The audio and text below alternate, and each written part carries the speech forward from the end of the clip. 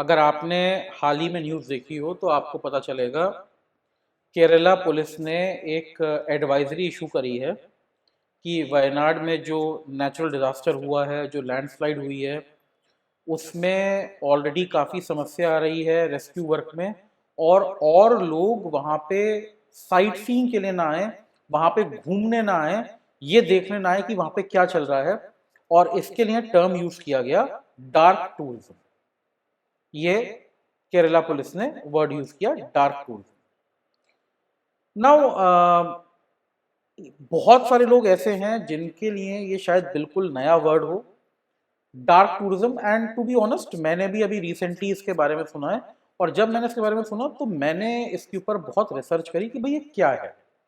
तो पता चला डार्क टूरिज्म क्या है कि जो जगह जहाँ पे कोई बहुत बड़ी ट्रेजेडी हुई हो, कोई बहुत बड़ा डिवास्टेशन हुआ हो, डिजास्टर हुआ हो, चाहे वो नेचुरल हो, मैनमेड हो, कि मान लीजिए वर्ल्ड वॉर 2 की कोई साइट हो, या जैसे अर्स्टवाइल यूएसएसआर में चेरनोबिल में न्यूक्लियर डिजास्टर हुआ था, या इंडिया की अगर मैं बात करूं तो जलियांवाला बाग जहाँ पे इतना बड़ा मैसेकर हुआ था अंग्रेजों के टाइम पे, या केदारनाथ में जो फ्लैश फ्लड आई थी, बहुत लोग मरे थे उसमें, या भोपाल में जो गैस ट्रेजेडी हुई थी, कुछ भी इस टाइप की जो चीजें हैं, ये जो साइट्स हैं, कई बार लोग इनको घूमने आते हैं, इनको विजिट करने आते हैं।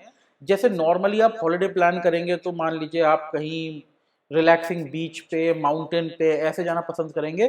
कुछ लोग ऐसी जगह जहां पे डिजास्टर्स हुए हैं, डिवास्टेशन हुए हैं, लॉस हुआ है ह्यूमन लाइफ का, मटेरियल का, ऐसी जगह पे जाना पसंद करते हैं। और इसको कहा गया है dark tourism. Now then I began to research कि भाई लोग ऐसा क्यों करते हैं। तो लोग ऐसा क्यों करते हैं, इसका बड़ा सिंपल सा आंसर ये है। हम ह्यूमंस को ना एक बहुत बड़ा फैसिनेशन है डेथ से। और अगर आपको ये बात अजीब लग रही है तो आप आजकल के जो टीवी सीरीज हैं, मूवीज हैं, लिटरेचर है, कुछ भी उठा के देख लीजिए। आप देखेंगे भर भर के वायलेंस है। और आजकल तो जितना ग्राफिक वायलेंस है, मतलब केवल मारना हमारे लिए सफिशिएंट नहीं है कि हमने मार दिया किसी को। जब तक उसको बिल्कुल घिनौने तरीके से ना मारा जाए, बिल्कुल गट रेंचिंग तरह से कोई आप सीन ना दिखाएं वायलेंस का, तब तक हमें मजा नहीं आता। और तो और आपने, अगर आपको याद हो थोड़े समय पहले, तो एक एक्टर ने फांसी लगा के अपनी जान दे दी थी।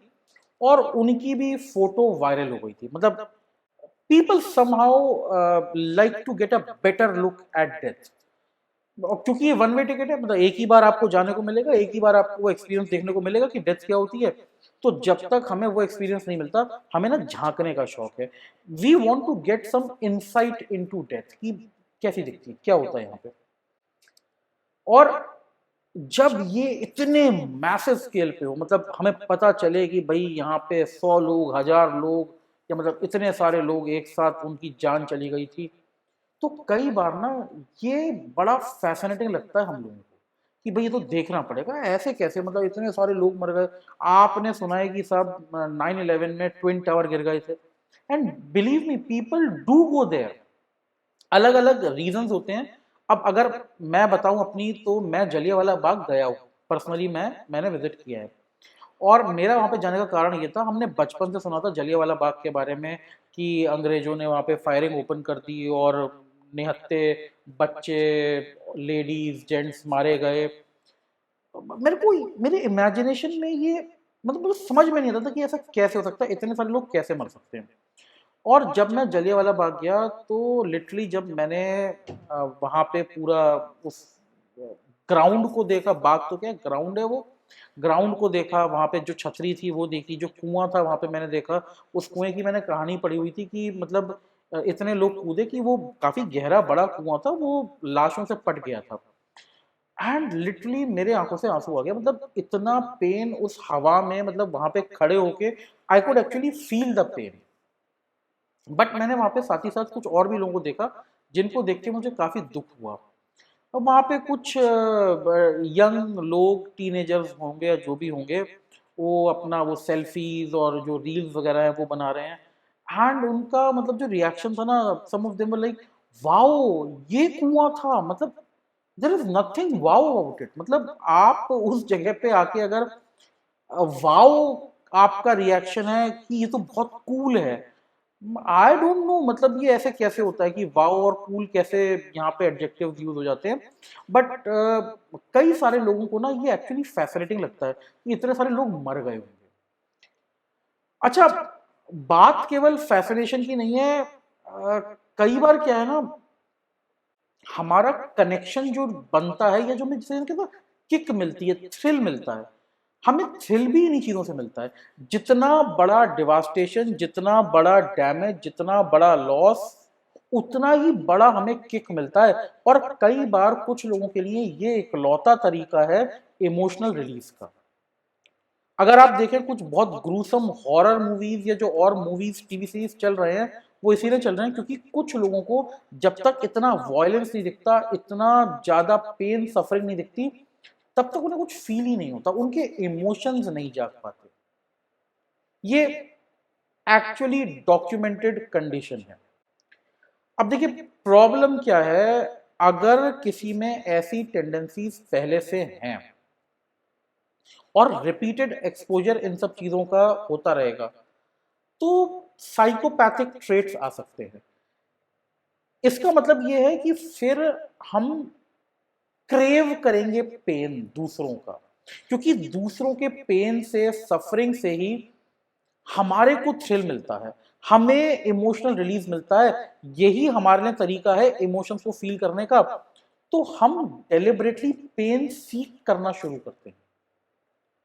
और बहुत सारे लोग इसीलिए डार्क टूरिज्म में एंगेज होते हैं।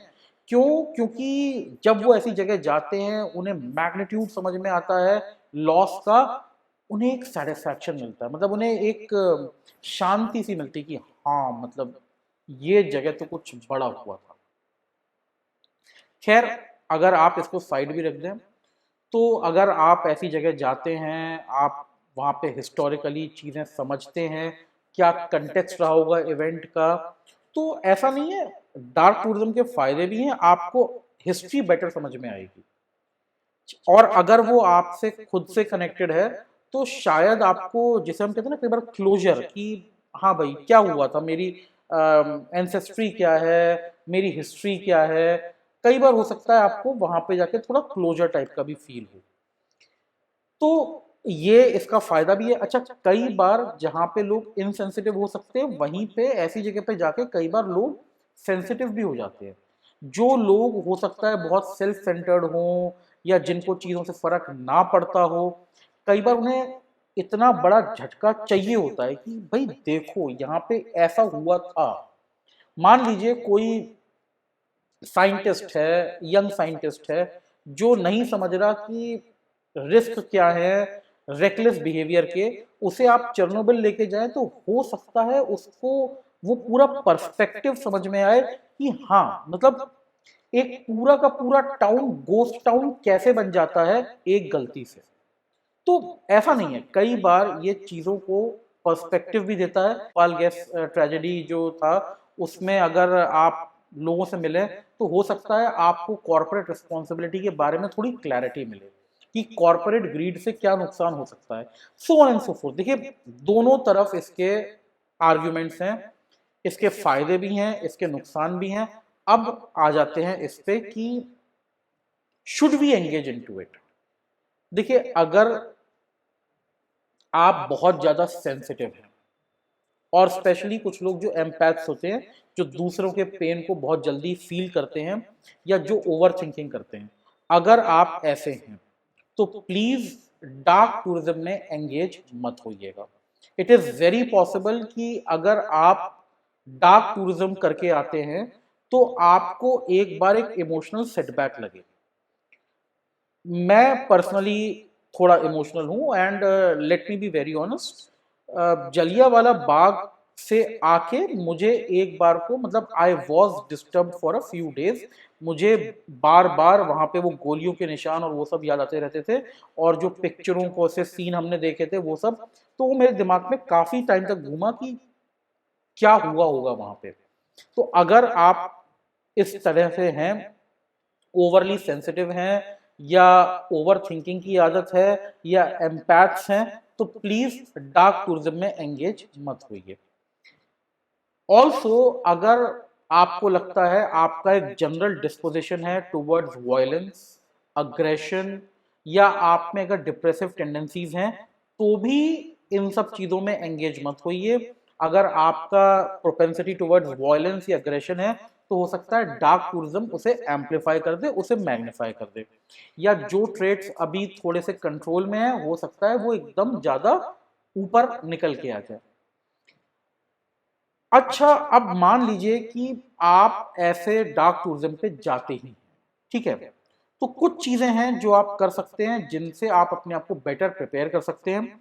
सबसे पहली बात तो ये कि आप अगर डार्क टूरिज्म में कहीं किसी साइट को देखने जा रहे हैं, तो पहले से पता करके जाइए, थोड़ा आइडिया लेके जाइए कि आप किस एक्सपीरियंस के लिए साइन अप कर रहे हैं, आप उसे हैंडल कर पाएंगे या नहीं कर पाएंगे। थोड़ा सा अगर आप रिसर्च वगैरह करेंगे तो शायद आपको एक बेहतर आइडिया लग जाएगा। तो अपनी रिसर्च पूरी करिए। आप बिल्कुल मतलब ब्लाइंडली किसी सिचुएशन में पड़ जाएं, ऐसा काम ना हो। आप अपनी रिसर्च कीजिए, आप अपने लिए समझिए कि हम इसे हैंडल कर पाएंगे या नहीं कर पाएंगे। दूसरी बात, मान लीजिए आप वहां पे पहुंच भी गए, जरूरी नहीं है आप वहां पे पहुंच गए हो तो आपको सब कुछ देखना करना ही हो। अगर आपको वहां पे पहुंच के ठीक नहीं लग रहा, अगर आप ओवरवेल्म फील कर रहे हैं, मत आगे कंटिन्यू कीजिए, टेक अ ब्रेक, थोड़ी देर रुक जाइए, फिर बनता पड़े आगे कंटिन्यू कीजिए, वरना मत कीजिए। एंड फाइनली, अगर आप सब कर करा के वापस आ गए हैं और अगर आप डिस्टर्ब्ड फील कर रहे हैं और ये प्रोलॉन्ग टाइम तक चल रहा है, तो please get help, talk to someone, talk to your friends, family, a mental health professional, जहां से भी आपको लगे हेल्प मिल सकती है। अगर आपकी को हेल्प की जरूरत पड़े तो बात जरूर कीजिए। देखिए, ये जो इशू है ये बहुत सेंसिटिव इशू है, डार्क टूरिज्म। मैंने आपको इसके फायदे भी बताए, आपको इसके नुकसान भी बताए। आप अगर ऐसे किसी भी जगह पे जाते हैं, तो एक तो वहां पे एक जो प्रॉपर डेकोरम है ना, उसको मेंटेन जरूर कीजिए। वहां की जो सैंक्टिटी है, वहां पे कोई बहुत बड़ी ट्रेजेडी हुई है, कोई बहुत बड़ा लॉस हुआ है, थोड़ा सा वहां का माहौल जो है ना, वो उसी हिसाब से मेंटेन कीजिए। और वहां पे थ्रिल के लिए मत जाइए, अपनी संवेदना दिखाने के लिए जा रहे हैं, आप अपने रिस्पेक्ट पे करने जा रहे हैं, वहां तक तो ठीक है। चीजें समझने जा रहे हैं, चलिए वो भी ठीक है, लेकिन प्लीज ये एक एडिक्शन के तौर पे काम मत कीजिए कि अगर आप इसको अपने जो ये डिविएंट बिहेवियर है या इस तरह की टेंडेंसीज हैं, अगर आप उनको फीड करने जा रहे हैं, तो ये बहुत एडिक्टिव काम हो सकता है। प्लीज इससे बच के रहिए।